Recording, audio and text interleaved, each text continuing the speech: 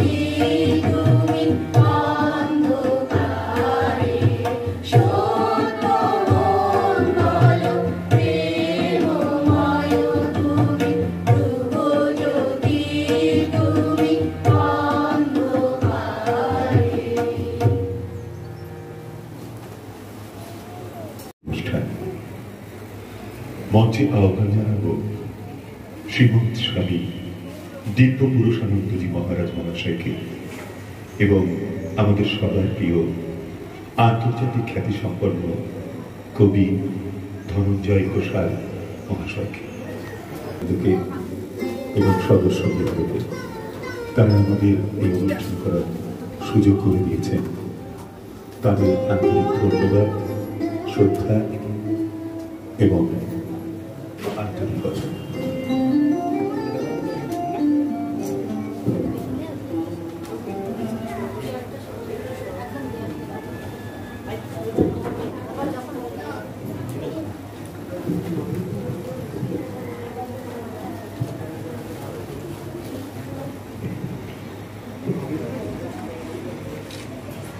মঞ্চে আমাদের মধ্যে উপস্থিত হয়েছে স্বামী শ্রীমৎ দিব্য পুরুষানন্দজি মহারাজ। ওনাকে আমাদের অন্তরের প্রণাম, শ্রদ্ধা এবং ভালোবাসা জানাই।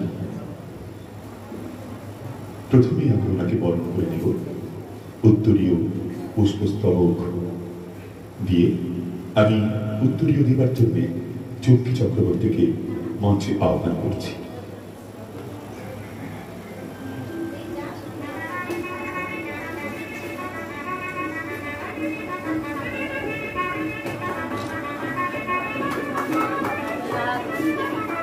এবার পুষ্পস্তবকটি বরণ করে নেবার পালা মলি চক্রবর্তীর।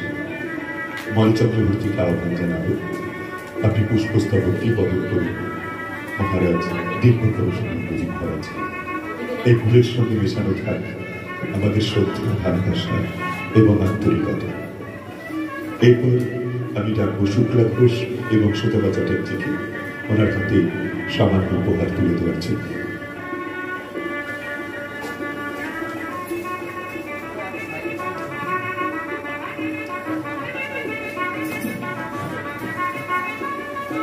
এবার আমরা বরণ করে নেব আমাদের প্রিয় কবি, নাট্যকার, ঔপন্যাসিক, সর্বোপরি একজন সুন্দর মানুষকে, যিনি কবি ধনঞ্জয় ঘোষাল।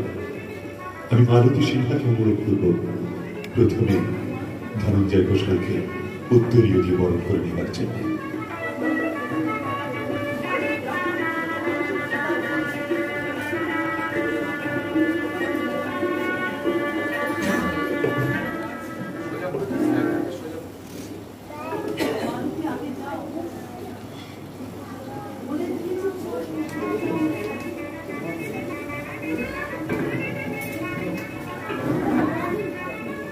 এবং পুষ্পস্তবক দিয়ে কবিকে বলেন অর্পিতা ঘোষ।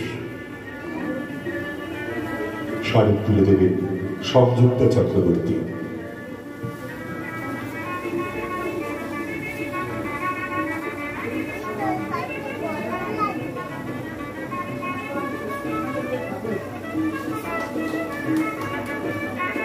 এবার স্বামীজির জন্মদিন উপলক্ষে স্বামীজির প্রতিকৃতিতে মাল্যদানের অনুষ্ঠান। প্রথমে রূপাঞ্জনা ঘোষকে আমি আহ্বান রাখছি। রূপাঞ্জনা নিজের আঁকা ছবি মহারাজের হাতে তুলে দিচ্ছেন এবং এই ছবিতেই আমরা আজ মাল্যদান করব।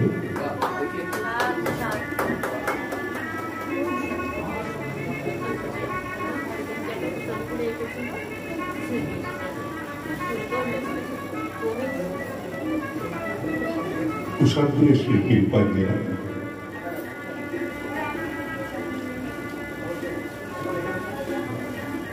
আচ্ছা, এবার আমরা স্বামীজির প্রতিকৃতিতে মাল্যদান করার জন্য আমি মহারাজকে অনুরোধ করব, আপনি স্বামীজির প্রতিকৃতিতে মাল্যদান করুন, তারপরেই আমরা মূল অনুষ্ঠানে যেতে পারি।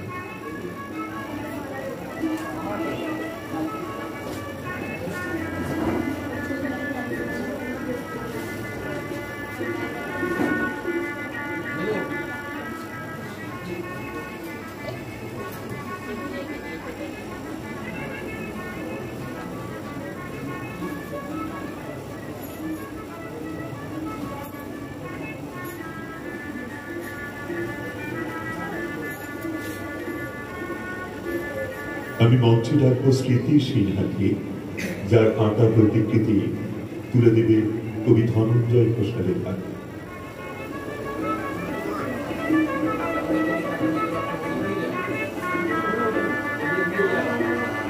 প্রদীপ প্রজ্বলনের অনুষ্ঠান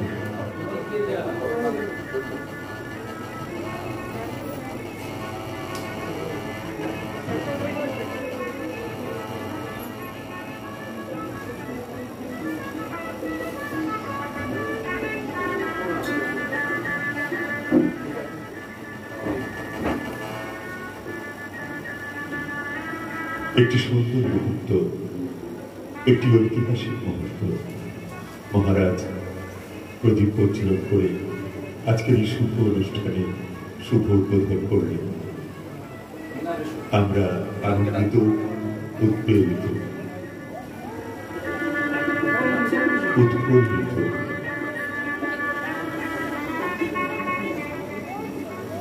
আমি একটু অনুরোধ করব ধূপকাঠিটা ধরিয়ে বলতে।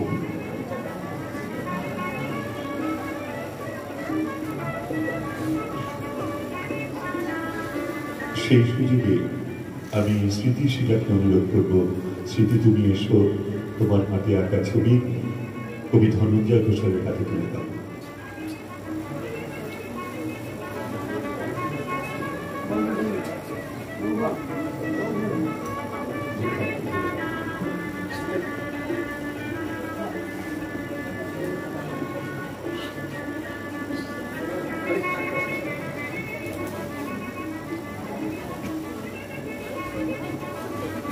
এবার সূচনা কথা,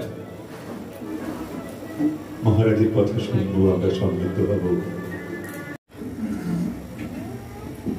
সূচনা কথার পরে আমরা যার কথা শুনব তিনি হলেন শ্রীমৎ স্বামী দিব্যপুরুষানন্দজি মহারাজ।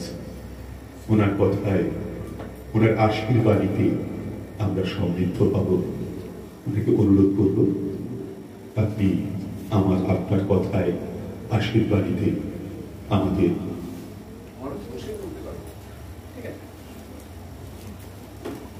আশীর্বাদ করুন। ওম স্থাপকায় চ ধর্মস্য সর্বধর্মস্বরূপিণে অবতার বরিষ্ঠায় রামকৃষ্ণায় তে নমঃ। यथाग्नेर्दाहिका शक्ति रामकृष्णे स्थिता हिया सर्वविद्यास्वरूपां तां शारदां प्रणमाम्यहम्। नमः श्रीयतिराजाय विवेकानन्दसूरये सच्चित्सुखस्वरूपाय स्वामिने तापहारिणे राधाभावप्रमत्ताय प्रेमोज्ज्वलमनस्विने भक्तानां च वरिष्ठाय प्रेमानन्दाय ते नमः।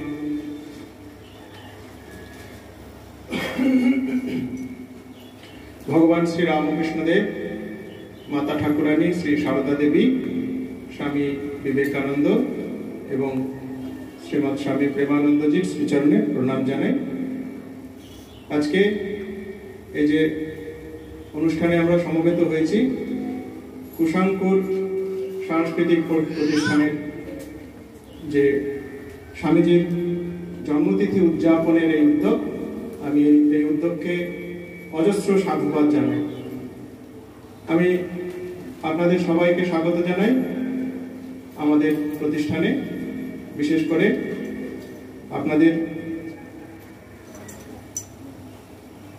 যে কুশাঙ্কুর সাংস্কৃতিক প্রতিষ্ঠানের যিনি অধ্যক্ষ প্রিন্সিপাল শ্রী মৃণাল কান্তি দাস মহাশয়কে এবং মঞ্চে উপবিষ্ট অতিথি সম্মানীয় অতিথি মহাশয় এবং আপনাদের সবাইকে আমি স্বাগত জানাই।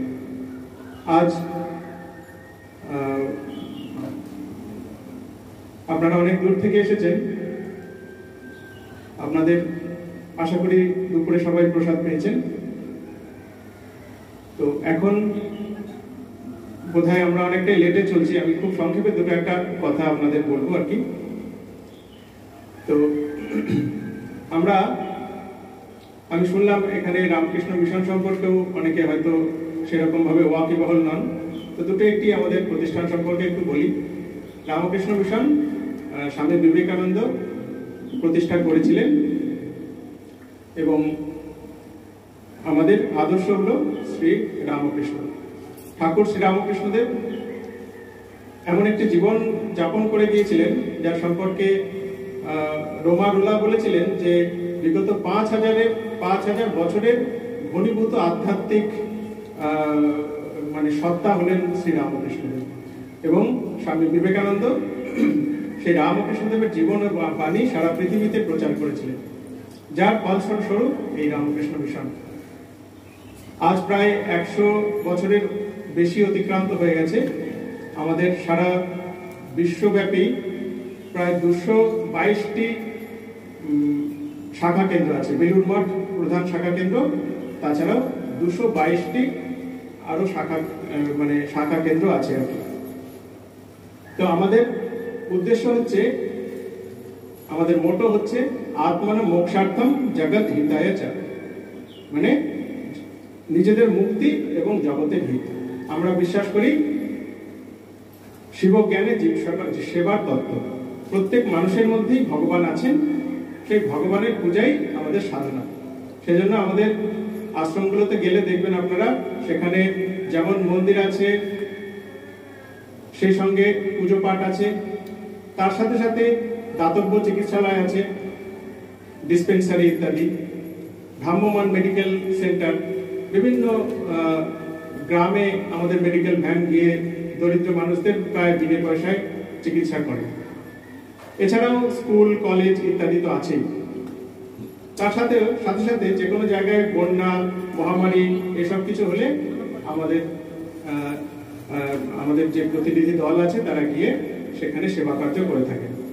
তো আমরা আজকে যেখানে উপস্থিত হয়েছি, এই রামকৃষ্ণ আর্টপুর হলো এরকমই একটি শাখা কেন্দ্র বেলুড় মঠে। এবং এই প্রতিষ্ঠানটার একটা আলাদা গৌরব আছে। সেটা কি, আমাদের ঠাকুর শ্রীরামকৃষ্ণের 16 জন প্রধান সন্ন্যাসী শিষ্য ছিলেন, বিবেকানন্দ আদি 16 জন। এবং সেই 16 জনের অন্যতম হলেন বাবুরাম ঘোষ বা স্বামী প্রেমানন্দ, যার ছবি আপনারা দেখছেন ওখানে, উনি হলেন স্বামী প্রেমানন্দ। এই আটপুর মঠ হচ্ছে ওনারই পৈতৃক নিবাস আর কি, ওনারই বাড়ি। স্বামী বিবেকানন্দ এখানে আসতেন। ঠাকুর শ্রীরামকৃষ্ণদেবের শরীর যাবার পরে 1886 সালে এই আটপুরেই একটি ঐতিহাসিক ঘটনা ঘটেছিল। সেই 1886 ডিসেম্বরের 24 তারিখে ওনারা এসেছিলেন। এসে আপনারা নিশ্চয়ই ধুনি মণ্ডপ দেখেছেন, সেখানে ওনারা ধুনি জ্বেলেছিলেন। ধুনি জেলে সংকল্প নিয়েছিলেন যে আজ থেকে আমরা শপথ নিলাম যে আমরা নিজেদের এই মানুষ মানে নিজেদেরকে উৎসর্গ করব ভগবান শ্রীরামকৃষ্ণদেবের জীবন এবং বাণী প্রচার করতে। আমরা সংসারে ফিরে যাব না, আমরা সন্ন্যাস নেব এবং আমরা জীব সেবায় সারা পৃথিবী আমরা এই জীব সেবার ধর্ম আমরা প্রচলন করব। তো সেই যে সিদ্ধান্ত নিয়েছিলেন, তারপরেই কিন্তু তারা নিজেরা সন্ন্যাস দীক্ষা নিলেন এবং সারা পৃথিবীতে ছড়িয়ে পড়ে আজকে এই রামকৃষ্ণ মঠ ও মিশনের এই যে বিস্তার, এটা কিন্তু ওনারা সূচনা করলেন। তো এই জন্যে এই রামকৃষ্ণ মঠ আটপুর একটি আমাদের রামকৃষ্ণ যে আন্দোলন ভাবান্দোলন তার একটা গুরুত্বপূর্ণ স্থান এই আটপুর রামকৃষ্ণ মঠ। এখানে আমি প্রায় 1 বছর হলো এসেছি। এখানে বহু সারা দেশ বিদেশ থেকে মানুষ এখানে আটপুর মঠ দেখতে আসেন। তো এটি একটি তীর্থস্থান। আপনারা এখানে সমবেত হয়েছেন, আমাদেরও খুব ভালো লাগছে যে এরকম একটি অনুষ্ঠান আপনারা আমাদের মঠে আয়োজন করেছেন এই জন্যে। আর আমাদের অধ্যক্ষ মহারাজ অনুমতি দিয়েছেন, খুব সুন্দর। আপনারা এই সময়টাকে আনন্দ করুন। আমরা আশা করব পরবর্তী বছরগুলোতেও আপনারা হয়তো আসবেন এবং এই আর কি। এছাড়াও আমাদের এখানে তো মন্দির ইত্যাদি আপনারা দেখলেনই, তার সাথে সাথে এখানে আমাদের মা সারদা দেবীও এখানে 2 বার এসেছিলেন। এসে উনি দুর্গা পূজার পুনঃ প্রচলন করেছিলেন। তো সব মিলিয়ে এটি একটি বিশাল তীর্থস্থান। তো এছাড়াও এখানে আমাদের আর 2-4টে অ্যাক্টিভিটি আছে। আমাদের ডিসপেন্সারি আছে, বড় ডিসপেন্সারি রাস্তার ওইদিকে, আপনারা যদি ওইদিকে এই গোবিন্দ মন্দিরের ওদিকে গেলে দেখতে পাবেন। এছাড়া আমরা এখানে যেখানে সমবেত হয়েছি এটা একটা কোচিং সেন্টার, অবৈতনিক কোচিং সেন্টার। এখানে আমাদের ছোট ছোট বাচ্চারা প্রায় 250-300 বাচ্চারা এখানে পড়াশোনা করে। মূলত গরিব খুবই প্রত্যন্ত এলাকা থেকে এখানে বাচ্চারা আসে, এসে ওদেরকে ফ্রি পড়াশোনা করানো হয়। পড়াশোনার যাবতীয় যে উপকরণ, বই খাতা ইত্যাদি সমস্ত দেওয়া হয়। এছাড়া একটু টিফিনেরও ব্যবস্থা করা হয় প্রতিদিন। তাছাড়া ওদের আরো অনেক কিছু দেওয়া হয় আর কি, মানে যা এই সম্পর্কিত মানে প্রয়োজন ওদের। কিছু কিছু বাচ্চারা এসেছে, আমি ডেকেছিলাম, ওরা এখানে ছোট ছোট অনুষ্ঠানে ওরা অংশগ্রহণ করে। তো এটা একটা খুব মানে প্রাণচঞ্চল একটা জায়গা। এখন এই করোনা আবহাওয়ার জন্য বাচ্চাদের আমরা ডাকতে পারছি না, নইলে এখানে আরো ওদের হয়তো আমরা ডাকতে পারতাম। তো এছাড়া আমাদের অফিসে, আপনারা নিশ্চয়ই অফিস দেখেছেন, অফিসে বুক স্টল আছে। সেখানে ঠাকুর মা স্বামীজির খুব সুন্দর সুন্দর বই আছে। আপনারা যদি কেউ মনে করেন এই অনুষ্ঠান হয়ে যাওয়ার পরে অফিসে যাবেন, সেখানে সেই বইগুলো দেখতে পারেন, আপনারা সেই বইগুলো সংগ্রহ করতে পারেন। এছাড়াও আমাদের এই সমস্ত বিভিন্ন যে অনুষ্ঠান বা সেবা কার্য পরিচালন হয়, তার জন্য মূলত আমাদের আসল মূলধন হচ্ছে ভক্তরা, ডোনেশনের উপরেই চলে। তো বহু মানুষ আছেন যারা আমাদের এই কাজকর্মের মানে অক্লান্তভাবে যেমন শারীরিক পরিশ্রম করেন, তার সাথে সাথে আর্থিক সহযোগিতাও করেন। তো আপনাদেরও আমি একটু আবেদন জানিয়ে রাখি এই সুযোগে, যদি আপনারা কিছু কন্ট্রিবিউট করতে চান আমাদের অফিসে যোগাযোগ করবেন, আমরা স্বাগত জানাই। তো আর আমি বেশি কিছু বলবো না, আপনাদের আবার আমি আন্তরিক ধন্যবাদ জানাই। স্বামী বিবেকানন্দের এই যে 158তম জন্ম দিবস আপনারা এইভাবে পালন করছেন, সেই জন্যে। এছাড়াও আমরাও ছোটখাটো বিভিন্ন অনুষ্ঠান করে এই দিনটাকে, বিশেষ করে 12ই জানুয়ারির দিনটাকে স্মরণ করি। 12ই জানুয়ারিতে আপনারা যদি আসেন দেখবেন আমরা সকালবেলা এখানে এইসব প্রায় 250-300 বাচ্চা আসবে। এবার যদিও আমরা খুব সাবধানের সাথে এগোবো, তবুও এই 250-300 বাচ্চা এসে আমাদের প্রসেশন একটা হবে। সেই প্রসেশনটা ছোট্ট, আমাদের মন্দিরের ওদিক দিয়ে গিয়ে ফিরে আসবে। সেই ঠাকুর মা স্বামীজির ছবি নিয়ে ঠাকুর মা স্বামীজি ওদের সাজানো হয়। এছাড়াও ওরা একটু সাংস্কৃতিক অনুষ্ঠানও করে, সেটা ধ্বনি মণ্ডপের সামনে অনুষ্ঠান করবে। সকালবেলা 8টার সময় আমাদের এই প্রসেশনটা হবে। এছাড়াও আমাদের বাৎসরিক উৎসব হয় ডিসেম্বর মাসের 24, 25, 26 তারিখে। আমি এই সুযোগে আপনাদের সকলকে আমন্ত্রণ জানাই, যদি কখনো সুযোগ হয় আপনারা এই 3 দিনের অনুষ্ঠানে অংশগ্রহণ করবেন। দেখবেন হাজার হাজার মানুষ যোগদান করে। আর শেষের দিন 26শে ডিসেম্বর প্রায় 15,000, 13-14,000 ভক্তকে প্রসাদ পাওয়ানো হয়। প্রসাদ পান তারা বসে আমাদের যে ধ্বনি মণ্ডপের সামনে যে মাঠটি আছে সেখানে। তো আপনাদের সবাইকে আমি আমন্ত্রণ জানাই, আপনারা যখন খুশি মঠে আসবেন। আর এছাড়া দুর্গাপুজো হয়, খুব ধুমধাম করে এখানে দুর্গাপুজো হয়। যদি কখনো সম্ভব হয় আপনারা দুর্গাপুজোতেও যোগদান করবেন। আমাদের বড় গেস্ট হাউস আছে, আপনারা নিশ্চয়ই দেখেছেন মন্দিরে যাওয়ার আগে। সেই গেস্ট হাউসে থাকার ব্যবস্থা আছে, আপনারা যদি আগে যোগাযোগ করেন সেখানে থাকতেও পারবেন। তো আমি আজ এখানেই শেষ করব। আমিও একটু অনুষ্ঠান দেখবো। আমারও এই সমস্ত সাংস্কৃতিক ব্যাপার খুব মানে আমি এগুলোকে আর কি এনকারেজ করি, আমাদের বাচ্চাদেরও আমি এনকারেজ করি যে এই জিনিসগুলো খুব দরকার। আজকে আমাদের যে সভ্য কি বলে যে আমাদের বাচ্চাই হোক বা আমাদের জীবনের অনেক ক্ষেত্রে দেখা যায় যে আমরা এতই প্রফেশনাল হয়ে যাচ্ছি দিন দিন। এই সমস্ত যে কি বলে সাংস্কৃতিক দিকটা আমার তো মনে হচ্ছে যে এগুলো ধীরে ধীরে আমাদের থেকে যেন একটু কমেই যাচ্ছে আর কি।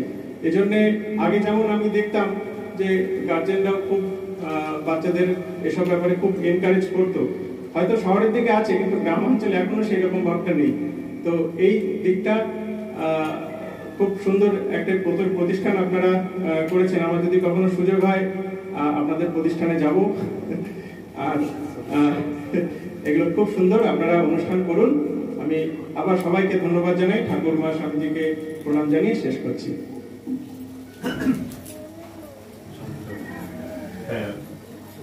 ধন্যবাদ নয়, ওনার কাছে আশীর্বাদ চাইব।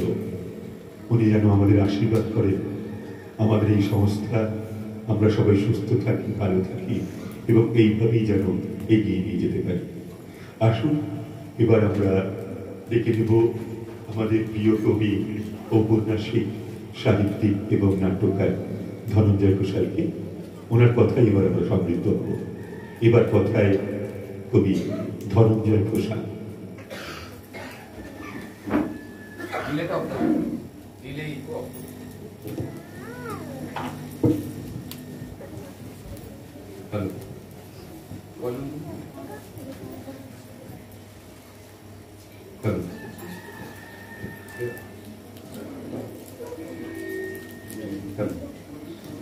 মহারাজকে প্রণাম জানাই। আজকে সবাই আমরা জড়ো হয়েছি একটি উদ্দেশ্যকে সামনে রেখে। উদ্দেশ্যটা হচ্ছে যে নিজেকে ধন্য করা, নিজেকে পবিত্র করা, নিজেকে শুদ্ধ করা। সারা জীবনে এরকম খুব কম সুযোগ আসে যেখানে নিজেকে ধন্য করা যায়, শুদ্ধ করা যায়, নিজেকে মুক্ত রাখা যায়। আজকে তেমনই একটি পরিসর, এবং এই যে জায়গাটিতে আমরা দাঁড়িয়ে রয়েছি সেই জায়গার ইতিহাস মহারাজ বললেন। ঐতিহাসিক জায়গায় আমরা কুশাঙ্কুরের পক্ষ থেকে সবাই জড়ো হতে পেরেছি, তার জন্য কুশাঙ্কুরের মৃণাল এবং আপনারা যারা রয়েছেন মানে সক্রিয়ভাবে কুশাঙ্কুরকে এগিয়ে নিয়ে যাচ্ছেন, যারা কুশাঙ্কুরের ধ্বজা, প্রত্যেকের প্রতি আমার অভিবাদন রাখা থাকবে। 12ই জানুয়ারি আসছে স্বামী বিবেকানন্দের জন্মদিন। প্রায় 2 বছর ধরে 12ই জানুয়ারি এক জায়গায় আমরা যাই মানে সেখানে বিবেকানন্দ বিষয়ক, সেটি একটি মঠ, যদিও সেটি বেলুর মঠের তত্ত্বাবধানে নয়, দক্ষিণ 24 পরগনার প্রত্যন্ত গ্রামে আমরা যাই, সেখানে হাজার হাজার মানুষ আসেন। তো এই করোনা পরিস্থিতিতে ভাবছিলাম বোধহয় এবারে আর যাওয়া হবে না, কারণ অনেক আগে থাকতেই তারা যোগাযোগ করেন, এবারে আর করেননি, মানে বোধহয় স্তীমিত হয়ে গেছে সবকিছু। ঠিক সেই সময় মৃণালের হঠাৎ মাথায় এলো যে এরকম একটা করলে কেমন হয়। প্রথমেও ভেবেছিল যে এখানে একটা পিকনিক হবে এবং তারপরে আশেপাশে কোনো একটা জায়গায় হবে, তাই তো মৃণাল, এবং আমি বললাম তুমি সরাসরি মঠে যাও। মঠ কেন তাহলে, যদি আমরা সেখানে গিয়ে প্রস্তাব জানাতে না পারি? আমি তো এই কথা পেয়েছি কারোর থেকে নয়, স্বামীজির থেকে পেয়েছি, সারদামণির থেকে পেয়েছি, কথামৃত থেকে পেয়েছি। তা আমরা ভাবি যে মঠ কি আমাদের গ্রহণ করবে? আমরা এই তুচ্ছ মানুষ কিছুই, কিন্তু মঠ তো তুচ্ছ মানুষের জন্য, আমার মতো তুচ্ছ মানুষের জন্য মঠ। পৃথিবীতে আর কোনো জায়গা নেই, মায়ের কোল আর মঠ, এই দুটো মাত্র জায়গা। মহারাজ বললেন সেটা যে ওনারা সেবা করেন, সত্যি ওনারা যে গ্রহণ করেছেন কুশাঙ্কুরকে, মানে আমরা আজকে আসতে পেরেছি। এবং উনি বললেন যে পরের বছরও হতে পারে, কানে আমার সেই কথা বিঁধে গেছে। আমি মৃণালকে বলবো যে তুমি বার্ষিক যদি মঠ আমাদের এই অনুমোদন দেন, বছরে একটা দিন শীতের সময়, এইরকম একটা সময় তুমি এটাকে বার্ষিক অনুষ্ঠানে রূপান্তরিত করতে পারো কিনা ভেবে দেখতে পারো, আপনারাও ভেবে দেখতে পারেন। এই মোটামুটি আজকের আমরা কিছু প্রযোজনা করব, মহারাজ থাকবেন, শুনবেন। সেই প্রযোজনা একটি নাটক আছে শ্রীরামকৃষ্ণ বিষয়ক, তার জীবন এবং তার বিস্তৃত পরিসর নিয়ে একটি নাটক, এবং আরেকটি দীর্ঘ কবিতার উচ্চারণ শিকাগোয় স্বামীজি। স্বামীজি বলতে যে শিকাগো এবং তার যে প্রচুর ভক্ত তৈরি হওয়া আমেরিকায় এবং ইংল্যান্ডে, সেই সংক্রান্ত একটি ছোট্ট খুব কম সময়ের মধ্যে একটি উপস্থাপনা করবে কথার বাড়ি। আর স্বামীজি বা রামকৃষ্ণদেবকে আমি ব্যক্তিগতভাবে চর্চা করতে গিয়ে কয়েকজন মানুষের সন্ধান পেয়েছি। যেমন সন্ধান পেয়েছি বা আমরা সবাই পাই নিবেদিতা, সিস্টার নিবেদিতা, ভগিনী নিবেদিতা, তেমনি ক্রিস্টিন আছেন, সারা বুল আছেন, জোসেফিন ম্যাকলাউড আছেন। এদের জীবনী যখন আমি পড়েছি আমি অভিভূত হয়ে গেছি। আমি মনে করেছি যে এরা কি সৌভাগ্যের অধিকারিণী ছিলেন যে এরকম একজন মানুষের সঙ্গে জীবনের সাক্ষাৎ করতে পেরেছিলেন, এবং সারা জীবন তারা নিয়োগ করেছেন কাজে এবং বন্ধুতায় স্বামীজির প্রতি। আমিও নিজেকে ভাগ্যবান মনে করি যে আমি তাঁদের জীবনী বিষয়ক আত্মসংলাপী আখ্যান বা গদ্য লিখতে পেরেছি, এবং সেই 4 জনের যাদের নাম আমি উল্লেখ করলাম, সেই 4 জন বিদেশিনী আত্মসংলাপী গদ্য আজকে উচ্চারণ করবে পুড়ে ঘরের সদ্য প্রতিষ্ঠিত পুড়ে ঘরের সদস্যরা। আমি মহারাজকে অনুরোধ করব সেটি শোনার জন্য। এবং আমি চাই মহারাজের কাছে এই অনুরোধ থাকবে যে মঠ অনেক, আমরা মঠে শোনাতে চাই, মঠে যেতে চাই। আসলে আমার কোনো লোভ নেই, বস্তুত আমি নির্লোভ মানুষ, কিন্তু আমার প্রচুর স্বপ্ন আছে।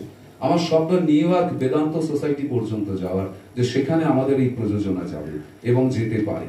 এবং এই শক্তি আমার শক্তি নয়, এই শক্তি আমি বলছি আপনাদের সামনে এই কথা, সেটা কথামৃত থেকে বলছি, স্বামীজি পাঠ করে বলছি, জোসেফিনের ভালোবাসা আমার ভেতরে বুকের উপর বসিয়ে নিয়ে বলছি। হোক না হোক, কিন্তু আমি তো স্বপ্ন দেখতে ভুলি না, স্বপ্ন দেখতে ছাড়ি না।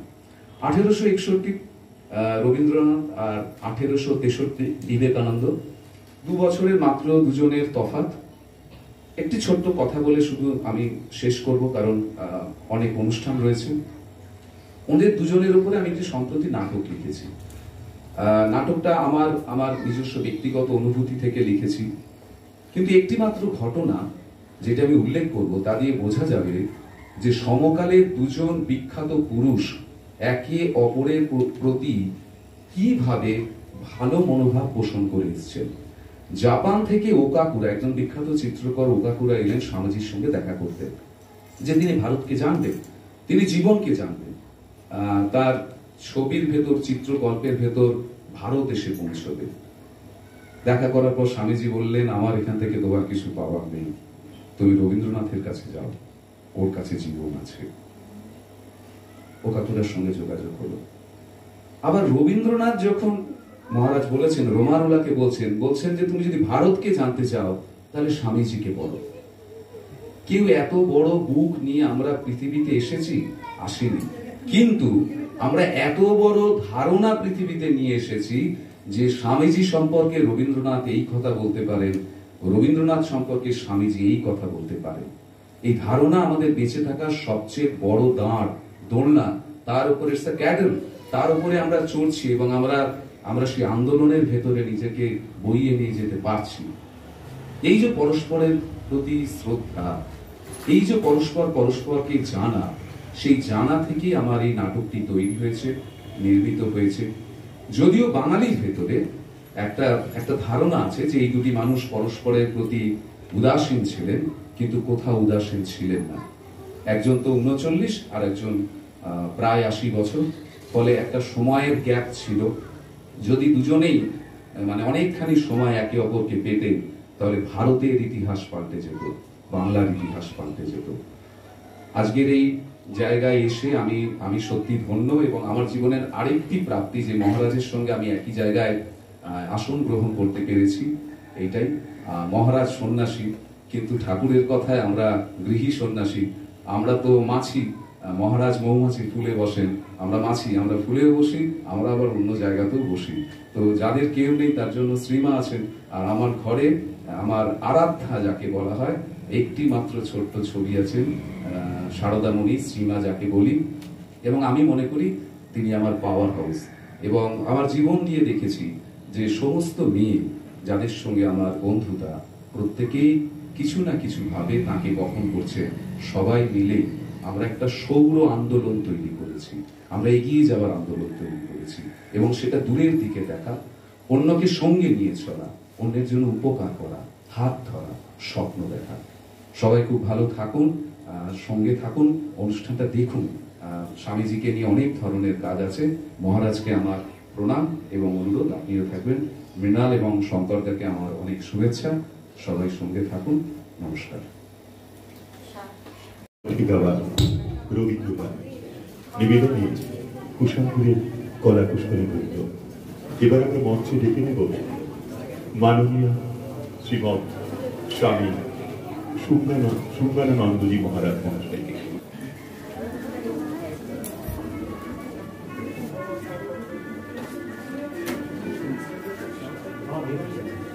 মঞ্চে মাননীয় শ্রীমৎ স্বামী সুজ্ঞানানন্দজি মহারাজ, ওনাকে আমরা আন্তরিকতায় শ্রদ্ধায় বরণ করে নেব। প্রথমে উত্তরীয় পড়ি ওনাকে আমরা বরণ করব।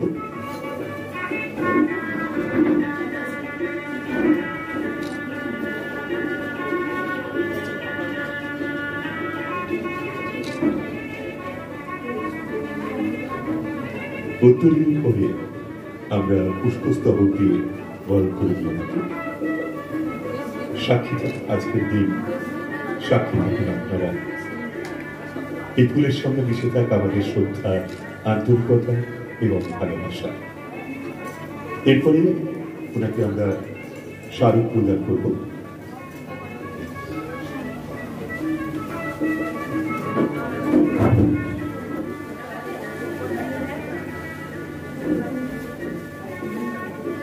তারপরে সামান্য উপহার,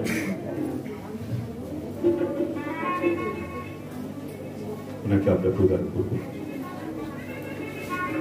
এবং ওনার কাছে আশীর্বাদ চাইব যেন কুশাঙ্কুর এইভাবেই সারা বছর ভালো কাজের মধ্যে, সুন্দর কাজের মধ্যে নিজেদের সমৃদ্ধ করতে পারে।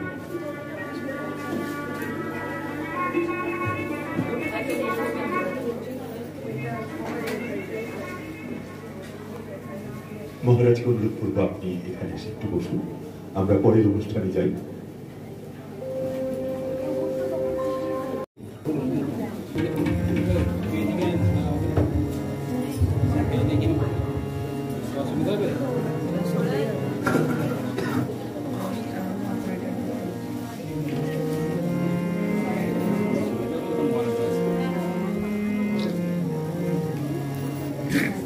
হ্যালো হ্যালো, নমস্কার।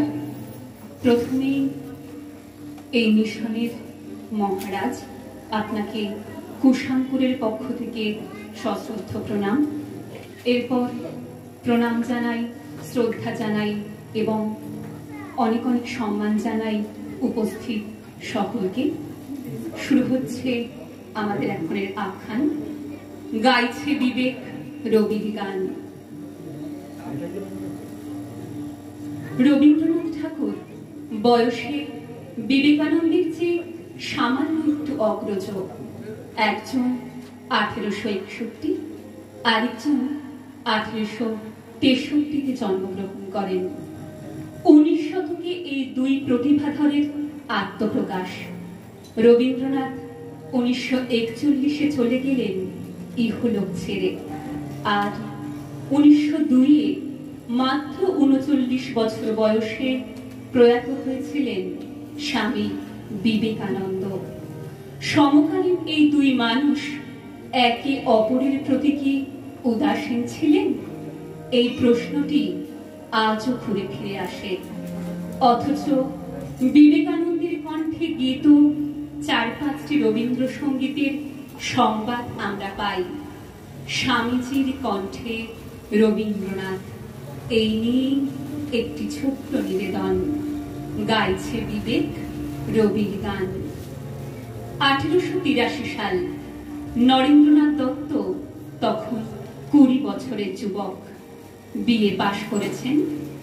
মেধাবী নরেন পাশ করবেন এটাই স্বাভাবিক।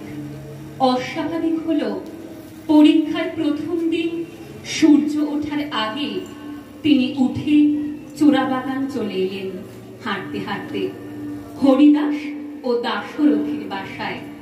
তারা নরেনের সহপাঠী। দরজায় কড়া নেড়ে নরেন গান শুরু করলেন।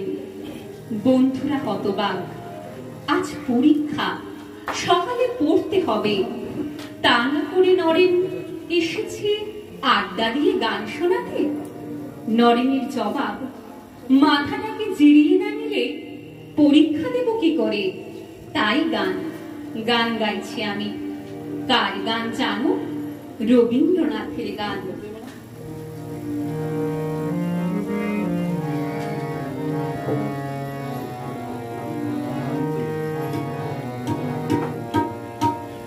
মহা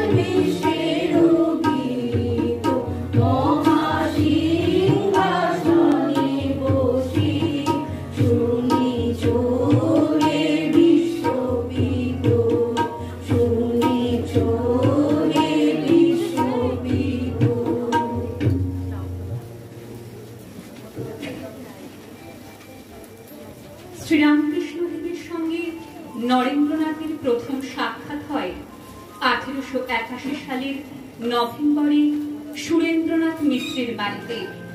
ঠাকুর নরেনের গান পছন্দ করেন। নরেন প্রাণ খোলা মেজাজে গান গাইতে গাইতে বিভোর হয়ে যান। 1885 14 জুলাই শ্রীরামকৃষ্ণদেব বলরাম বসুর বাড়িতে এলেন। নরেন শুরু করেন গান। ব্রহ্মসঙ্গীত শ্যামা সঙ্গীতের সঙ্গে গাইলেন রবীন্দ্রনাথের একটি গান। যে গানটি নরেন গাইলেন সেটি রবীন্দ্রনাথ রচনা করেছিলেন আহমেদাবাদ থাকাকালীন। পরে এই গানটি কাদম্বরী দেবীকে ভগ্ন হৃদয় উৎসর্গের উদ্দেশ্যে মুদ্রিত হয়।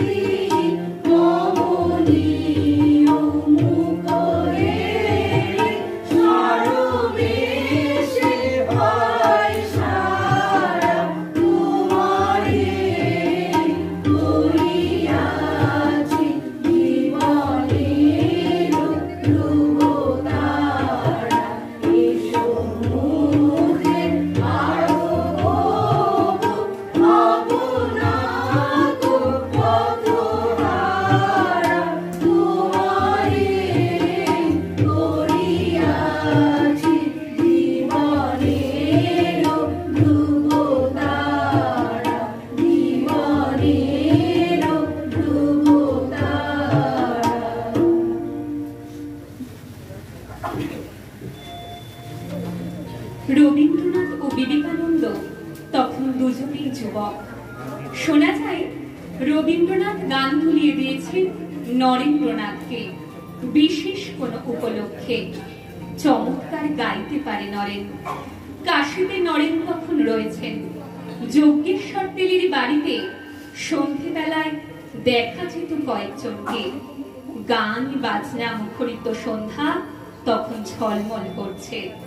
নরেনের কণ্ঠে সেখানেই প্রথম রবীন্দ্রনাথের গান শুনেছিলেন ক্ষিতিমোহন সেন, যিনি পরে শান্তিনিকেতন আসবেন। কবিগুরুর কাজের সঙ্গী হয়ে উঠবেন ক্ষিতিমোহন। সেই গান নরেন গাইছেন কাশিতে।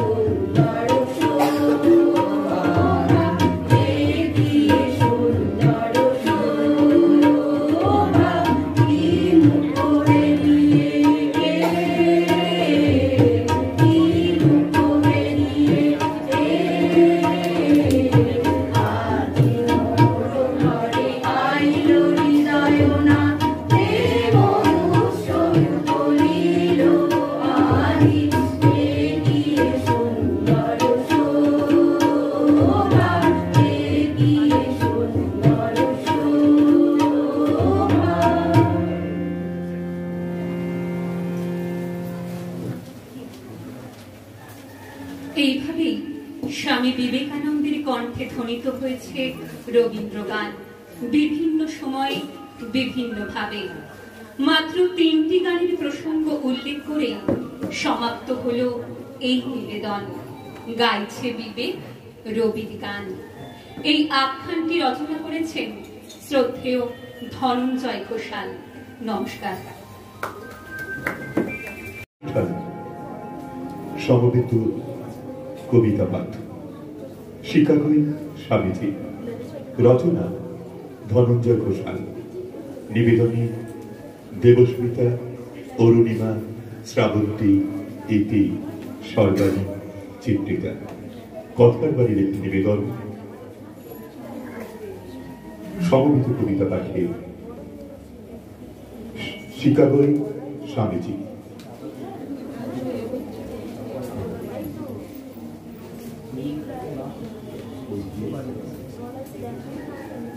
এই অনুষ্ঠানের প্রস্তুতির জন্য আমাদের একটু সময় লাগবে।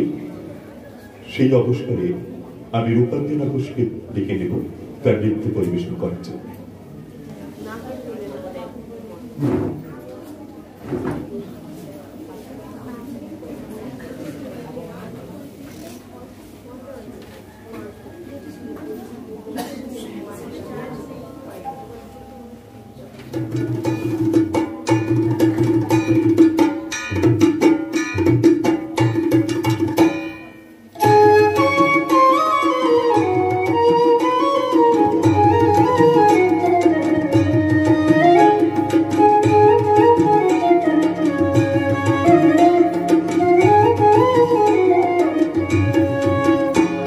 তোরা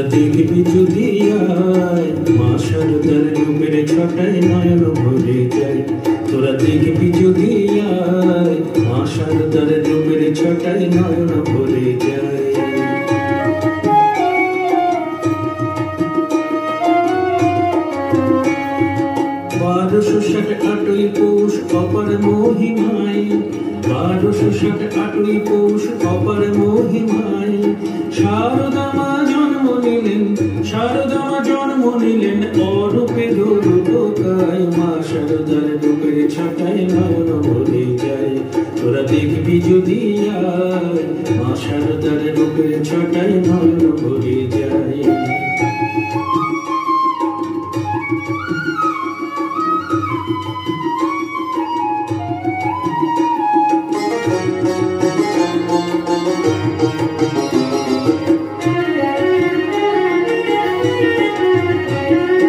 জয়রাম বাটির মাটি শুদ্ধ হলো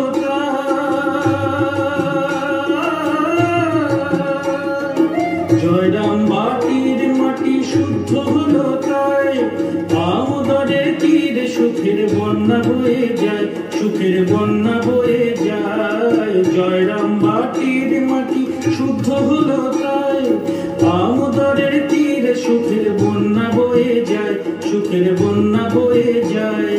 করুণ ডালা গানের সবে আয় রে ছুটে আয়, করুণ ডালা গানের সবে আয় রে ছুটে আয়। নবান্নের উৎসবে আজ বরণ করে মায়, মা শারদার রূপের ছটায় নয়ন ভরে যায়। তোরা দেখবি যদি আয়, মা শারদার রূপের ছটায় নয়ন ভরে যায়। 1207 8ই পৌষ অপর মহিমায়, 1207 8ই পৌষ অপর মহিমায়। শারদা মা জন্ম নিলেন, শারদা মা জন্ম নিলেন অরূপের রূপকায়। মা শারদার রূপের ছটায় নয়ন ভরে যায়। তোরা দেখবি যদি আয়, মা শারদার রূপের ছটায় নয়ন ভরে যায়।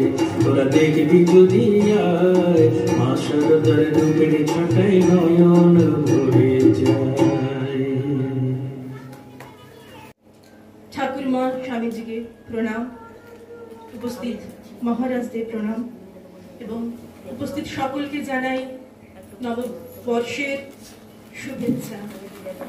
আজ এই পবিত্র ভূমিতে কুশঙ্করের আমন্ত্রণে আমরা আসতে পেরে ভীষণভাবে ধন্য হয়েছি।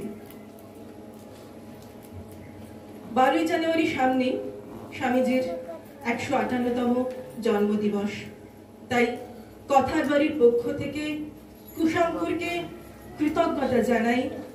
আমরা স্বামীজিকে কেন্দ্র করে আজকে আমাদের প্রযোজনাটি পরিবেশনার সুযোগ পাওয়ার জন্য। আমাদের নিবেদনে রয়েছে সমবেত কবিতা শিকাগোয় স্বামীজি, সৃজনে শ্রাবন্তী, সর্বাণী, দেবস্মিতা, চিত্রিতা ইতি। শিকাগোয় স্বামীজি, রচনা ও নির্দেশনা শ্রী ধনঞ্জয় ঘোষাল। শুরু করছি শিকাগোয় স্বামীজি। কুশঙ্করের উদ্যোগে আমরা কুড়িঘরের পক্ষ থেকে আজ এই মিশনে আসতে পেরে আন্তরিক কৃতজ্ঞ। প্রণাম জানাই রামকৃষ্ণদেব, শ্রীমা এবং সারদা দেবী, বিবেকানন্দকে এবং আপনাদের সকলকে শুভেচ্ছা জানিয়ে মহারাজদের আমাদের প্রণাম জানিয়ে শুরু করব আমাদের আজকের নিবেদন। স্বামীজির 4 কন্যা, রচনা ধনঞ্জয় ঘোষাল এবং আবহ শুভ্র সেনগুপ্ত। নিবেদনে কুড়ে ঘরের বন্ধুরা।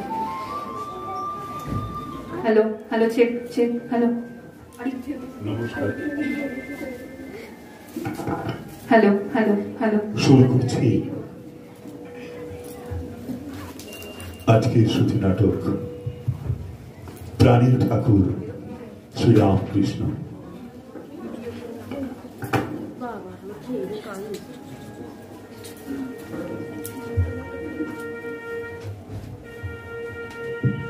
শুরু হচ্ছে শ্রুতি নাটক প্রাণীর ঠাকুর রামকৃষ্ণ। পরিচালনা শঙ্কর আচার্য, সম্পাদনা সুব্রত সমাদ্দার, আবহ অশোক সামন্ত। প্রথমেই বলে রাখি, অনেক ছোট ছোট শিল্পীরা এই অনুষ্ঠানটি করছে, তাই যদি কোনো ভুল ত্রুটি হয়ে থাকে আমাদের মার্জনা করবেন। শুরু হচ্ছে শ্রুতি নাটক প্রাণীর ঠাকুর রামকৃষ্ণ।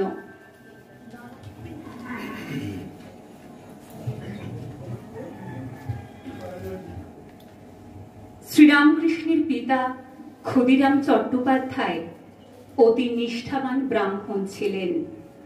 তার মন প্রাণ রঘুবীর ও শীতলা দেবীর নিত্য পূজায় নিবিষ্ট ছিল। সকালবেলা যখন পুজোর ফুল তুলতে যেতেন, দেখতেন ছোট্ট একটি বালিকার বেশে শীতলা দেবী তার সঙ্গে সঙ্গে ঘুরছেন। শ্রীরামকৃষ্ণের মাতা চন্দ্রামণি দেবীও সরল উদার ও ধার্মিক ছিলেন। ধর্মপ্রাণ ক্ষুদিরাম নিষ্ঠাবান অতি, সরল উদার প্রাণ ধর্মে সদামতি। তুলিত পূজার ফুল যখন প্রভাতে, দেখিত শীতলা দেবী ফেলে সাথে সাথে। ক্ষুদিরাম একবার গয়ার তীর্থ করতে গিয়ে দেখলেন এক অদ্ভুত স্বপ্ন। দেখলেন ভগবান তাকে দেখা দিয়ে বলছেন, আমি তোমার ঘরে যাব, তোমার ছেলে হয়ে যাব। ক্ষুদিরাম ভগবানকে খুবই ভালোবাসতেন। তার নিজের সৌভাগ্যের কথা ভাবলেনই না। ভগবানের কষ্ট হবে এই কথাটাই বড় হলো তার কাছে। বললেন, আমার ঘরের তোমার যে কষ্ট হবে ঠাকুর। আমি যে গরিব, তোমাকে ভালোভাবে খাওয়াতে পড়াতে পারবো না। আমি যাব তোমার ঘরে ছেলে হয়ে, তুমি যা খাওয়াবে, যেমন রাখবে, তাতেই আমি খুশি থাকবো। আনন্দে ক্ষুদিরামের চোখে জল এলো।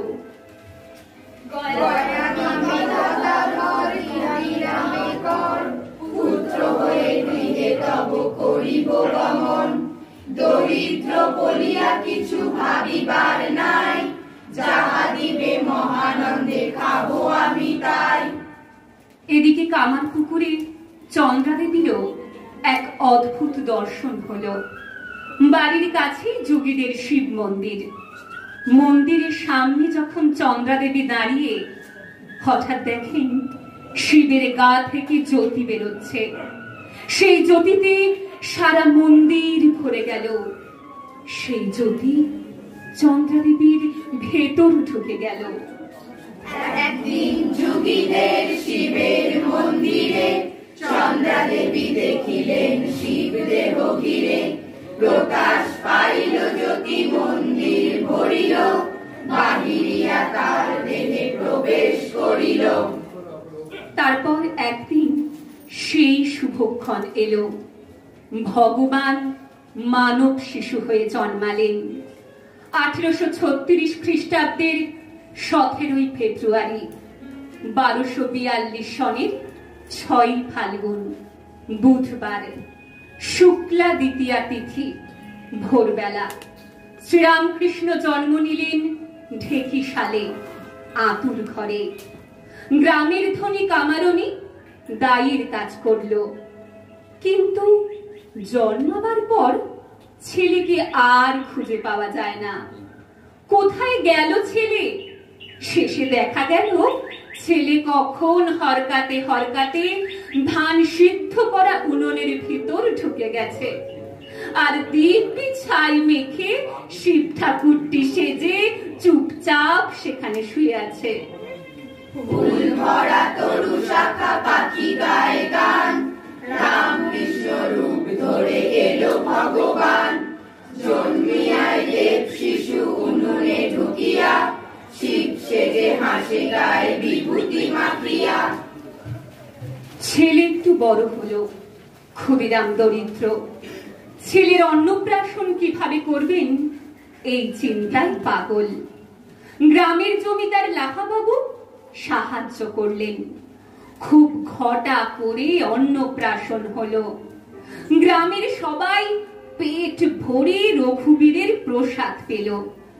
এই ছেলের নাম রাখা হলো গদাধর, ডাক নাম গদাই। অন্নপ্রাশনের দিন কামার পুকুরে, গ্রামের সবাই এলো খেলো পেট পুরে। নাম হলো গদাধর, ছোট ছেলে তাই, আদর করিয়া সবে ডাকিত গদাই। ছোট্ট ছেলে গদাই যা শোনে একবার সব তার মনে থাকে। দেবদেবীর স্তব, রামায়ণ, মহাভারত, পুরাণের গল্প একবার শুনলেই মনে রাখতে পারে। দুষ্টুমিতেও কম যেত না গদাই। এই চল না, পুকুরে সাঁতার দেব। হ্যাঁ হ্যাঁ, চল চল, আজ আর পাঠশালে যাব না। এই তোরা এখানে কেন রে? জানিস না এটা মেয়েদের ঘাট? চান করার সময় মেয়েদের দেখতে নেই? গদাই ঠিক বুঝলো না কেন মেয়েদের চান করা দেখতে নেই। দেখলে কি হয় তা পরীক্ষা করার জন্য সে গাছের আড়াল থেকে পরপর 3 দিন মেয়েদের চান করা দেখলো। তারপর সেই মহিলাকে বলল, পরশু 4 জনকে চান করতে দেখেছি, কাল 6 জনকে, আজ 8 জনকে। কই আমার তো কিছুই হলো না। এতে তোমার কিছু হয় না ঠিক, কিন্তু মেয়েরা অপমান বোধ করে। তারা তো তোমার কাছে আমার মতো, মায়ের মতো, তাদের অপমান হয়। এমন কাজ করা কি ভালো বলো? আমি আর কখনো এমন করব না। করিও না বলিলেই গদাই মানে না, কি হয় করিলে বলো কেন করিব না। বুঝিয়ে বলিলে কেউ মনে যদি ধরে, সে কাজ কখনো আর গদাই না করে। গদাইয়ের যখন 6 বছর বয়স, তখনই গদাই চিন্তা করে বড়দের মতো। একদিন জ্যৈষ্ঠ কি আষাঢ় মাস হবে, গদাই টেকই করে মুড়ি নিয়ে আলপথ দিয়ে খেতে খেতে যাচ্ছে। আকাশে তখন সুন্দর জল ভরা কৃষ্ণ বর্ণের মেঘ। গদাই তাই দেখছে আর খাচ্ছে। দেখতে দেখতে মেঘটি প্রায় সারা আকাশ ছেয়ে ফেলেছে। এমন সময় এক ঝাঁক সাদা দুধের মতো বক ওই কালো মেঘের কোল দিয়ে উড়ে যেতে লাগলো।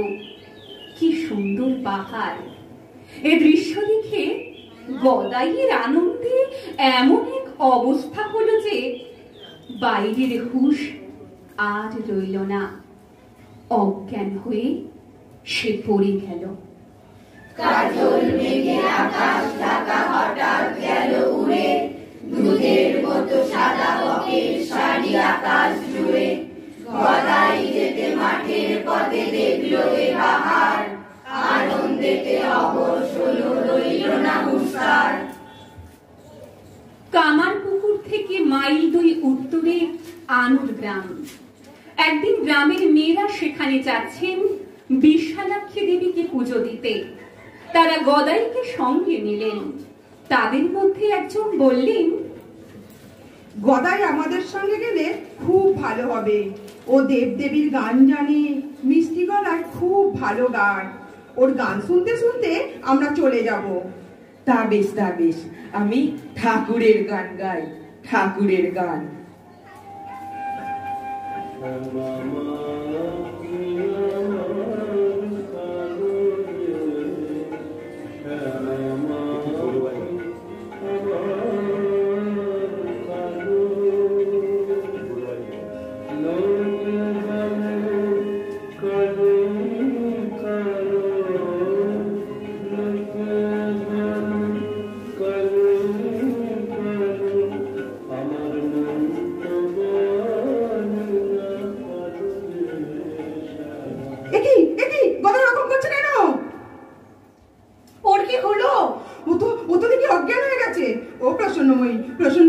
দেখ না মা, দেখ না গদাইয়ের কি হলো। গদাইয়ের উপর বিশালাক্ষী দেবী ভর হয়েছে গো। সবাই মিলে মাকে ডাকো, মা ঠিক গদাইকে ভালো করে দেবে। মা, মা গো, গদাইকে ভালো করে দাও মা। মা, মা গো, গদাইকে ভালো করে দাও মা। মা, মা গো, গদাইকে ভালো করে দাও মা। ওই তো গদাই চোখ মেলছে গো। ও গদাই, গদাই তোর কি হয়েছে বাবা? কি জানি, গান গাইতে গাইতে বিশালাক্ষী দেবীর কথা ভাবতে ভাবতে কি যেন হয়ে গেল। তারপর আর কিছু মনে নেই। মহিলারা চলেছেন বিশালাক্ষী স্থান, সঙ্গেতে গদাই চলে গায়ে কত গান, গাড়িতে গাড়িতে গান বেহুশ হইল, করিলে দেবী স্তব কবে সে জাগিল। সেদিন শিবরাত্রি। গদাই সারাদিন উপোস করে শিব পুজো করতে বসেছে। এমন সময় সঙ্গীরা এসে বলল, এই গদাই চল, শিব সাজতে হবে। লাহাদের বাড়ি যাত্রা হচ্ছে, যার শিব সাজার কথা সে অসুস্থ হয়ে পড়েছে। এখন যাব কি করে? আরো 3 বার আমাকে শিব পুজো করতে হবে। শিবরাত্রিতে 4 প্রহরে 4 বার শিব পুজো করতে হয়। তার পুজো করা নাই বহল। শিব সাজলে তো শিবের চিন্তাই করবে, ওটাই পুজোর কাজ হবে। তাছাড়া কত লোক আনন্দ পাবে। বলছিস? ঠিক আছে, চল তাহলে। অতঃপর গদাই শিব সেজে আসরে নামল। কোমরে বাঘছাল, মাথায় জটা, গলায় রুদ্রাক্ষের মালা, হাতে ত্রিশূল। ঠিক শিবের মতোই দেখাচ্ছে। সবাই হাঁ করে চেয়ে রইল তার দিকে। কিন্তু একই গদাই কথা বলছে না কেন? নড়ছে না কেন? এই গদাই, গদাই কি হলো? কি হলো? কথা বল। আর কথা? বিশালাক্ষী দেবীর কথা চিন্তা করতে সে বেহুশ হয়ে গেছে। যেমন হয়েছিল মেঘের কোলে বক দেখে। শিবের চিন্তা করতে করতে গদাই বলতো, ঠাকুরের গান শুনে, ঠাকুরের কথা ভাবলে আমি ঠাকুরকে দেখতে পাই গো। তারপর আর কিছু মনে থাকে না। গদাই শিব সেজেছে জটা জুটো পরে, মনে হচ্ছে শিবই নিজে এলেন আসরে। ও কি হলো কয় না কথা, নড়ছে না কো আর কি হলো শিবের ধ্যানে হুঁশ নাই কো তার। গদাই ধীরে ধীরে বড় হয়েছে। রানী রাসমণির প্রতিষ্ঠিত দক্ষিণেশ্বর কালী মন্দিরে তখন গদাধরের অগ্রজ রামকুমার প্রধান পূজক। রামকুমারের ইচ্ছাতে গদাধর এলেন দক্ষিণেশ্বরে। এখানে এসেই গদাধরের বেশ ভালো লেগে গেল। রানী রাসমণি ও তার সেজ জামাই মথুরবাবু প্রায় দিনই কালীবাড়িতে আসতেন। একদিন, বাহ, সুন্দর মাটির মূর্তি গড়ছে তো। মধু দেখো, ছেলেটিকে দেখতেও বেশ সুন্দর। মা, উনি তো মন্দিরে পূজকের ভাই। তা মথুর, তুমি কাজ করো, মাকে সাজানোর ভার এর উপরে দাও। আজ্ঞে মা, তাহলে আমায় প্রধান পুরোহিতের সঙ্গে কথা বলতে হবে। হ্যাঁ, বলবে, আর বলবে আমার তেমন ইচ্ছে। যে আজ্ঞে মা। শিব মূর্তি করি রামকৃষ্ণ পূজা করে, রাসমণি দেখিল বিস্মিত অন্তরে। মধুরকে দেখায় নিজেরই সে মূরতি, দুজনেরই শ্রদ্ধা বাড়ে রামকৃষ্ণের প্রতি। মা কালীকে সাজানো, সে তো যে সে কম নয়। ওরি দে বলে কি রে, কিন্তু মায়ের গায়ে যে সব গয়না আছে তার ভার আমি নিতে পারবো নি। ও হৃদয় দেখভাল করবে। ও ঠিক আছে মামা, তুমিও নিয়ে ভেবো না। কত ভালো কাজ পেলে বলো তো, আমি বুক ভুলিয়ে গ্রামে গিয়ে বলতে পারবো। চুপ যা। আমার বলে হাত বা কেমন ঠান্ডা ঠান্ডা হয়ে যাচ্ছে, আর ওর গবে বুক ফুলছে। মামা, তুমি মামা খুব ভীতু। ও কি গো, রাধা গোবিন্দের পূজারি ছুটতেছে গো।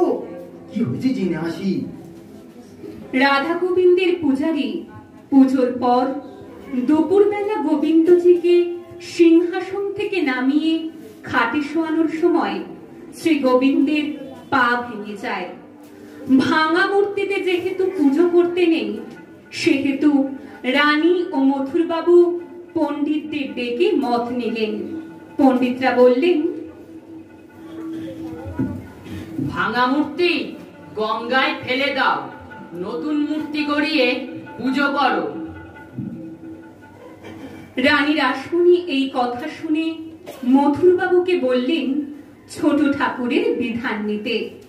শ্রীরামকৃষ্ণ শুনে বললেন, জয় মা, জয় মা। রানীমার জামাইদের কারো বা পা ভেঙে গেলে তাকে সারিয়ে তাকে আরেকজন কি নতুন জামাইয়ের সঙ্গে বিয়ে দেওয়া হতো, না তার চিকিৎসার ব্যবস্থা করা হতো? বলো দেখিনি। এখানে তাই করো গো, তাই করো। ওই গোবিন্দ ঠাকুরের পা জুড়ে সেই ঠাকুরেরই পুজো করো। এরপর শ্রীরামকৃষ্ণ নিজেই মূর্তির পা সুন্দরভাবে জুড়ে দিয়েছিলেন। এই ঘটনার কিছুদিন পরেই শ্রীরামকৃষ্ণ মা কালীর পূজক হলেন। এক মনে তিনি মা কালীর পুজো করতে লাগলেন। মাকে সাক্ষাৎ দেখতে চাইলেন তিনি। মা, মা গো, একবার একবার দেখা দে মা, একবার দেখা দে মা। মারে, আরো একটা দিন চলে গেল মা, তুই কি দেখা দিবিনি মা? তুই কি দেখা দিবিনি? মামা পুজো করছে না, ও কি করছে? ঠাকুরের পা ছুঁয়ে ঠ্যাং ছড়িয়ে। মামা, ও মামা, কেউ দেখে ফেলবে তা?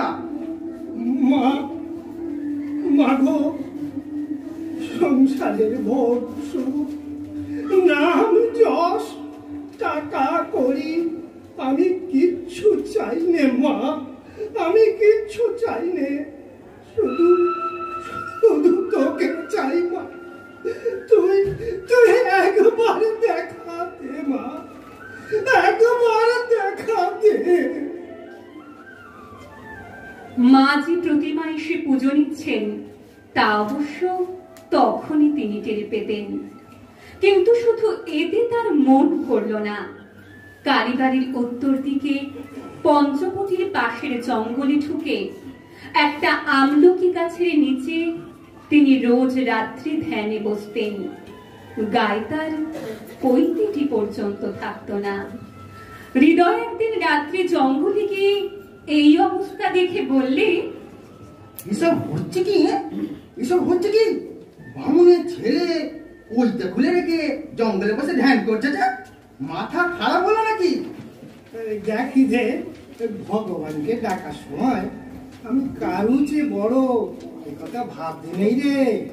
ওরে হিদে, ওই পৈতেটা থাকলে কেবল মনে হবে আমি বামুন, অন্য জাতের চেয়ে বড়, তাই খুলে রেখেছি।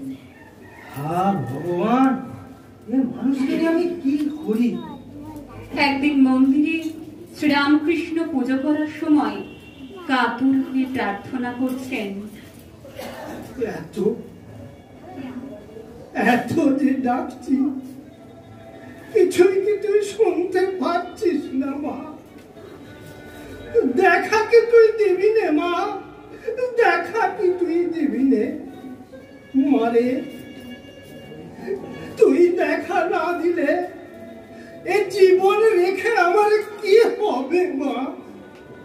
তুই যদি দেখা না দিস, আমি আমি তোর ওই হাতের খাড়া নিয়ে। গদাই, আমি এসেছি, আর তোকে কষ্ট পেতে হবে না।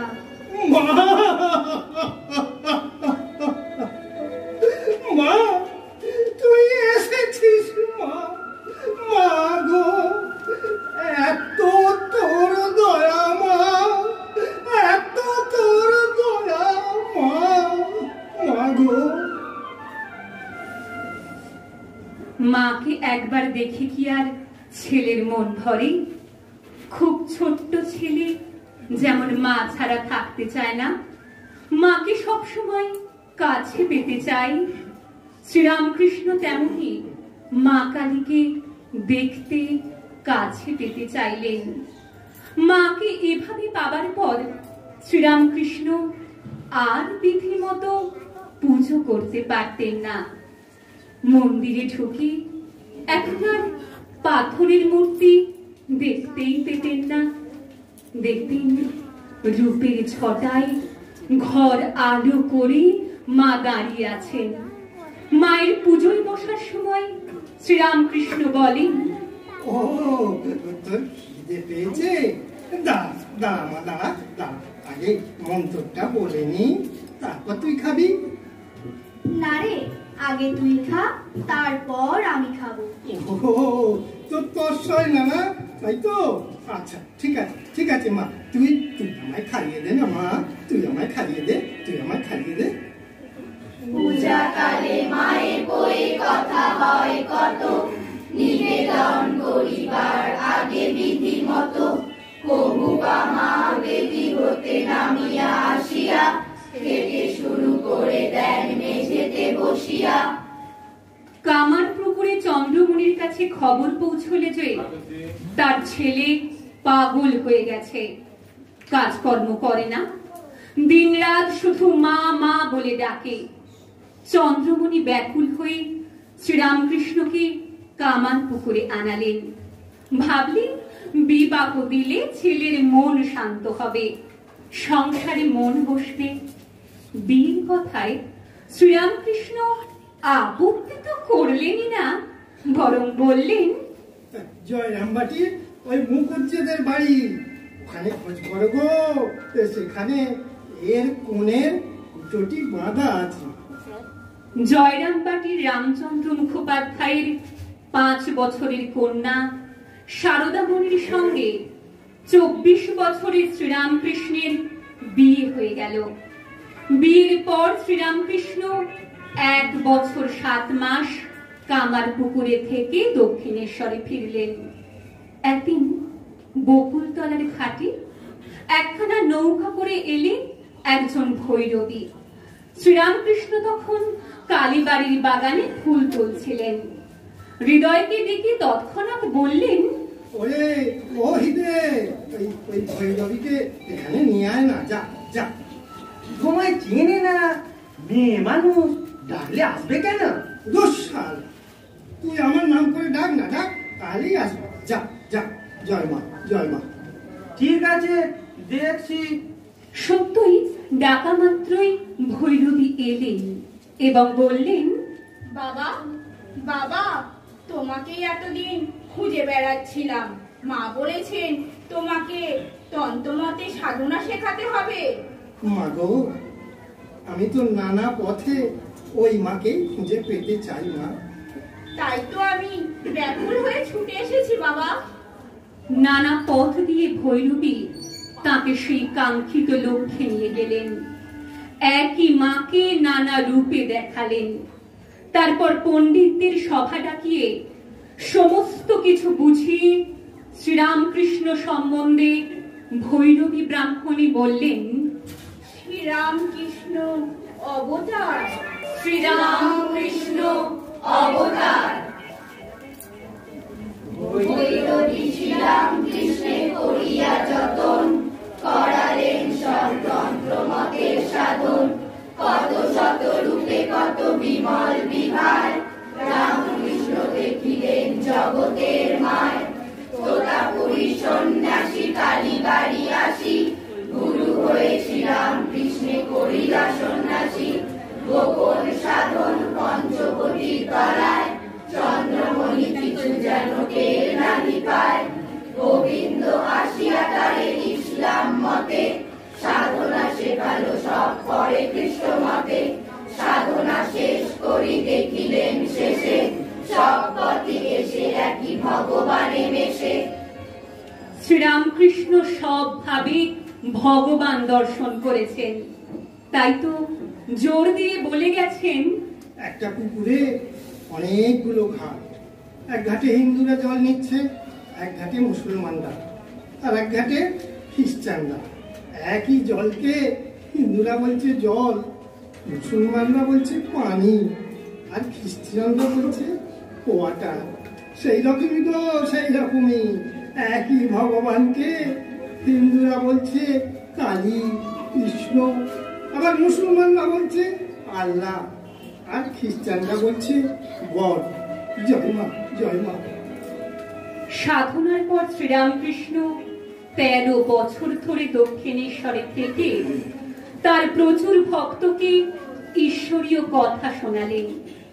1885 খ্রিস্টাব্দের শেষে তার অসুস্থতার জন্য তাকে কাশীপুর উদ্যান বাটিতে আনা হয়।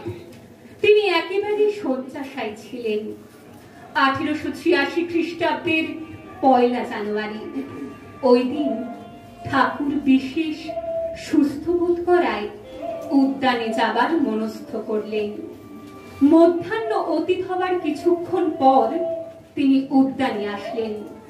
দেখলেন গিরিশ, অতুল, রাম, নবগোপাল, হরমোহন, বৈকুণ্ঠ, হারান, রামলাল, অক্ষয়, কিশোরী ও আরো অনেকে ঠাকুরের আরোগ্য কামনার জন্য দলবদ্ধভাবে আলোচনা করছেন।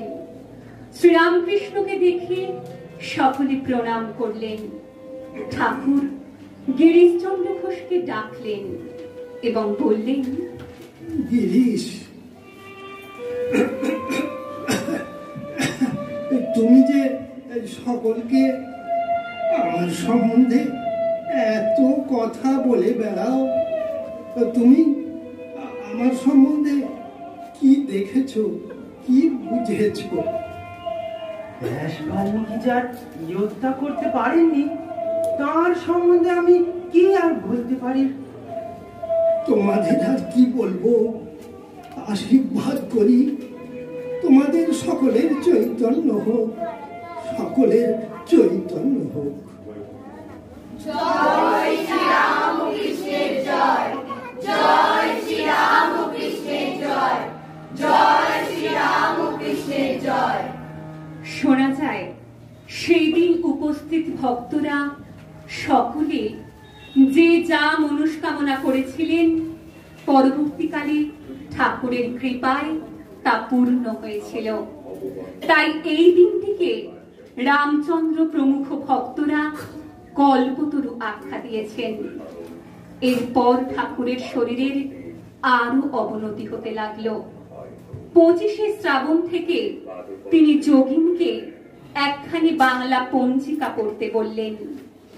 উক্ত মাসের শেষ তারিখ পর্যন্ত পৌঁছবা মাত্র ঠাকুর ইশারায় তাকে পড়তে নিষেধ করলেন। 4-5 দিন পর তিনি নরেন্দ্রনাথকে ডেকে পাঠালেন। নরেন্দ্রনাথকে তার সামনে বসিয়ে তিনি অপলক চেয়ে থাকলেন। কিছুক্ষণের মধ্যে নরেন অনুভব করলেন এক প্রবল তড়িৎ প্রবাহ তার দেহের মধ্যে প্রবেশ করছে। কিছুক্ষণ পর তার বাহ্য চেতনা বিলুপ্ত হলো। অনেকক্ষণ পর জ্ঞান ফিরলে শ্রীরামকৃষ্ণ নরেন্দ্রনাথকে বললেন,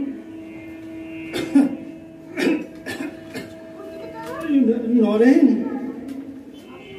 আজ তোকে যথা সর্বস্ব দিয়ে আমি ফকির হলুম। এই শক্তির সাহায্যে তুই জগতের কল্যাণ করতে পারবি। কাজ শেষ হলে আবার সস্তানে ফিরে যাবি।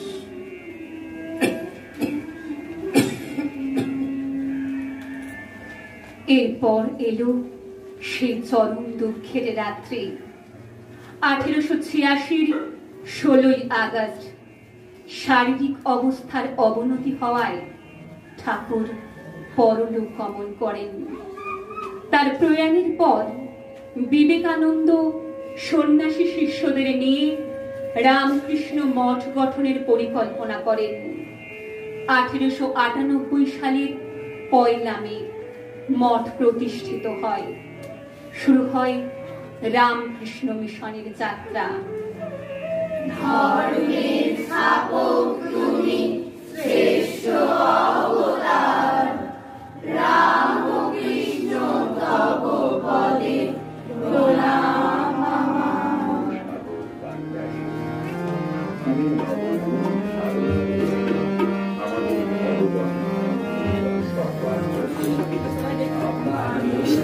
রহিয়াছ মুরতি ধরি, রাম কৃষ্ণ তোমায় প্রণাম করি, বাণী রূপে রহিয়াছ মূরতি ধরি, রাম কৃষ্ণ তোমায় প্রণাম করি।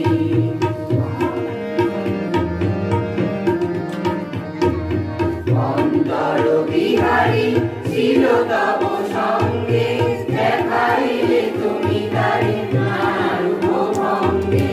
অন্তর বিহারী ছিল তব সঙ্গে, দেখাইলে তুমি তারি নারূপ ভঙ্গে। ধ্রুব তারা রহরি গগন হরি, ধ্রুব তারা রহরি গগন হরি, রাম কৃষ্ণ তোমায় প্রণাম করি, বাণী রূপে রহিয়াছ মূরতি ধরি, রাম কৃষ্ণ তোমায় প্রণাম করি, রাম কৃষ্ণ তোমায় প্রণাম করি, রাম কৃষ্ণ তোমায় প্রণাম করি। শেষ হলো শ্রুতি নাটক প্রাণের ঠাকুর রামকৃষ্ণ, সম্পাদনা সুব্রত সমাদ্দার, পরিচালনায় শঙ্কর আচার্য, আবহ অশোক সামন্ত, অংশগ্রহণে উজান দাস, স্মৃতি সিনহা, স্মিতা পাল, অপনা ঘোষ, সৌমিলি চ্যাটার্জি, সৌমিলি কর্মকার, দেবস্মিতা ঘোষ। রাসমণি চরিত্রে ছিলেন অর্পিতা ঘোষ। প্রথম মহিলা মালতী সিনহা, দ্বিতীয় মহিলা রাখি কোলে, মা কালী অন্তরা মোদক, ভৈরবী সংযুক্তা চক্রবর্তী। হৃদয় এবং গিরিশ চরিত্রে ছিলেন সৈকত চ্যাটার্জি, মথুর কুণাল ঘোষ, পণ্ডিত ধীরাজ ঘোষ। প্রথম সঙ্গী এবং ক্ষুদিরাম চরিত্রে ছিলেন কৃষ্ণেন্দু দাস, দ্বিতীয় সঙ্গী সৌরভ কর্মকার। গদাই রূপম ঘোষ, রামকৃষ্ণ ধ্যানব্রত রায়, অরিত্রী কোলে। ভগবান চরিত্রে ছিলেন মৃণালকান্তি দাস এবং সূত্রধরের ভূমিকায় আমি ঝিনুক আচার্য। নমস্কার। এতক্ষণ আপনারা উপভোগ করলেন নাটক শ্রীরামকৃষ্ণ, প্রাণের ঠাকুর শ্রীরামকৃষ্ণ। 11ই সেপ্টেম্বর স্বামীজির তখন মাত্র 30 বছর বয়স। শিকাগো শহরে প্রথম বিশ্বধর্ম মহাসভায় তিনি দীপ্ত কণ্ঠে যে ভাষণ দিয়েছিলেন, ভারতবর্ষ সমগ্র বিশ্বকে এক নতুন দিশা দেখিয়েছিলেন। ধর্মসভায় প্রতিটা জাতির প্রতি শ্রদ্ধা ও প্রতিটা ধর্মের প্রতি যে সত্যতা ও প্রেমের মেলবন্ধন রচনা করিয়েছিলেন, তার জন্য তিনি আজও বিশ্ব দরবারে পূজিত। সেই নবজাগরণের প্রতীককে চিরযৌবনের উদ্দীপ্ত মহাপুরুষের প্রতি আমাদের বিনম্র শ্রদ্ধা জ্ঞাপন।